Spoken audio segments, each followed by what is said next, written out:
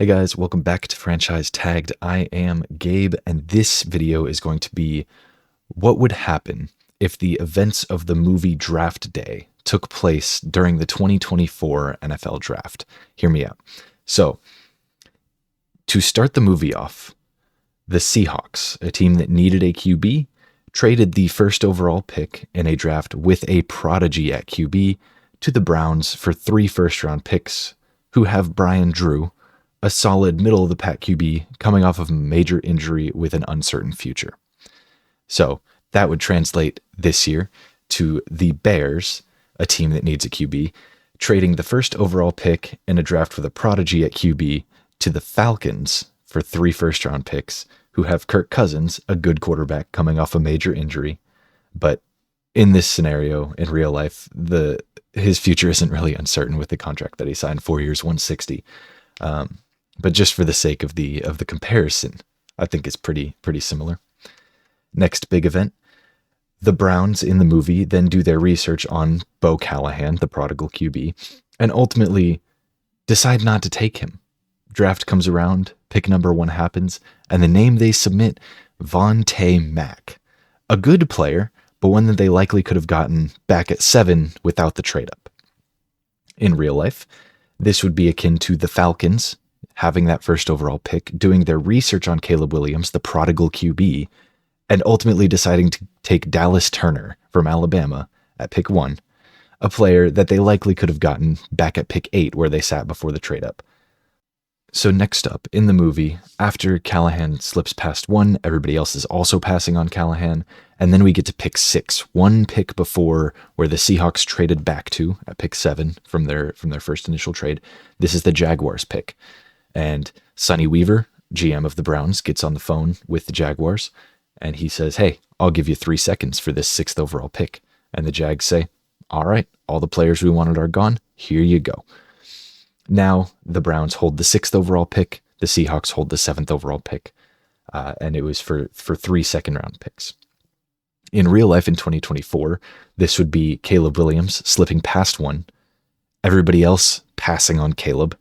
So that would be the Commanders, the Patriots, the Cardinals, the Chargers, and the Giants passing on Caleb Williams in this scenario. So for those, I have done a small mock, and this small mock has obviously Dallas Turner at 1 to the Falcons.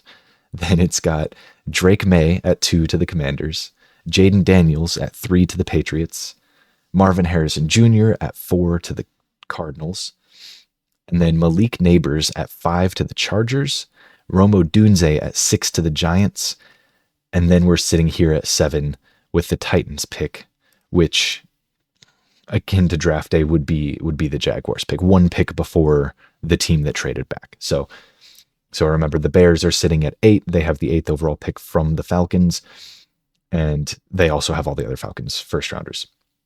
Now, let's say the Titans just really wanted Odunze or Neighbors, or if Joe Alt comes off the board and the Titans just really wanted Joe Alt, they don't feel like they're confident picking another player this year, right?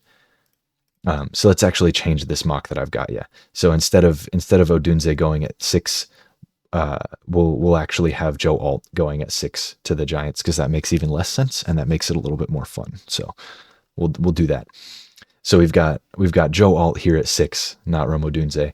And then we're sitting at 7, where the Titans on the board, they could take Odunze, but they did just sign Calvin Ridley, so they don't really need to draft a receiver. They just spent a bunch of money on one. And so now we're sitting here, and the Falcons, who just picked at 1, they took Dallas Turner.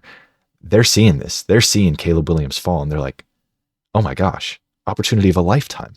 And so they call up the Titans, and they say, all right, Mr. Titans GM, I'll give you 3 second-round picks for this pick right here, for pick 7.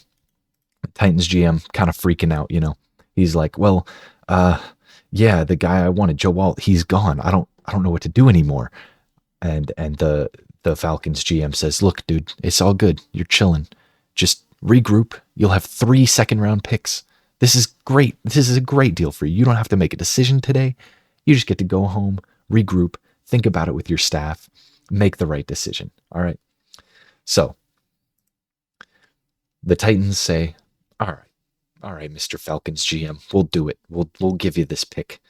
And so now the Falcons hold pick 7. And who do the Falcons call? Who do the Falcons call? But the Bears, who are sitting at pick 8, thinking they've just lucked into getting Caleb Williams after having him at 1, deciding not to take him. They've lucked into him again. He's going to make it all the way here. But they need the Falcons pick to do it. That's right. That's a line from the movie. All right. So in the movie, after the Browns traded back up to 6, Sonny calls the Seahawks and makes them give all the picks back, plus a return man. This was David Putney in the movie. Hell of a name, by the way, to get Bo Callahan. And they take Ray Jennings with the next pick. So they basically pick swap with the Seahawks so that the Seahawks take Bo Callahan, but it costs them a lot of money to just do the one pick swap. And then in 2024, after the Falcons trade back up to pick 7, their GM calls Ryan Poles, calls up the Bears GM, says, hey, you're giving me my 3 firsts back. You're giving me 8. You're giving me next year's first, the one after that. All those picks I gave you, you're giving them back. And you want to know why you're doing that? You're doing that so you can save football in Chicago. We know the fans are coming for your head. You had Caleb Williams, and you gave him up. And how dare you do that? So now the Bears are kind of in a rough spot where they have to go with whatever the Falcons say, right? They have to, because they have to save football. Homie has to save his team and save his face and still have a job. So Ryan Poles says, okay, I'll give you pick 8 or I'll give you your pick 8 back and all your other picks, and we'll move up to 7 and we'll take Caleb Williams. And the Falcons GM thinks about it and he says, you know what? Give me Dante Pettis, baby, the return specialist himself. So Dante Pettis is David Putney in this instance. Just a coincidence that their initials are the same. Didn't notice it till right now, but that's how this thing goes. So now the Bears secure Caleb Williams. They get him. And this, when scripting this video, right, this was by far the most difficult part to find. Everything else kind of had a parallel that oddly made a lot of sense. Like the team trading up from the mid top 10, right? In the movie, it was from 7 to 1, and it was a team that had a QB, but they could use a new QB, but he's coming off an injury and, all this stuff. And it just kind of made sense with Kirk Cousins coming off injury this year, and he's good, but he's not a generational young QB that you're obviously going to want to build around for the foreseeable future. So that just kind of made sense. Everything else has kind of made sense. But the one thing that didn't was Ray Jennings, oddly enough. So Ray Jennings in the movie is Cleveland royalty. His dad played for the Browns. He's lived in Cleveland his whole life. It's a pick that just makes sense. And that really didn't exist here for the Falcons in real life.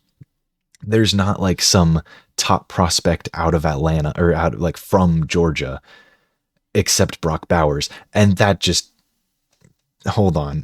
didn't feel right because Kyle Pitts. So I'm not going to have them taking Brock Bowers. I'm not silly. Also, Brock Bowers isn't even from Georgia. Brock Bowers is from some other place. He's from California. Brock Bowers isn't Atlanta royalty. He's not Georgia royalty. He's from California. But you know who is from Georgia? You know who went to Georgia College, the UGA, University of Georgia? You know who went there and was born in Georgia? Ladd McConkey. Ladd McConkey was born in Georgia. So we've got at pick 8.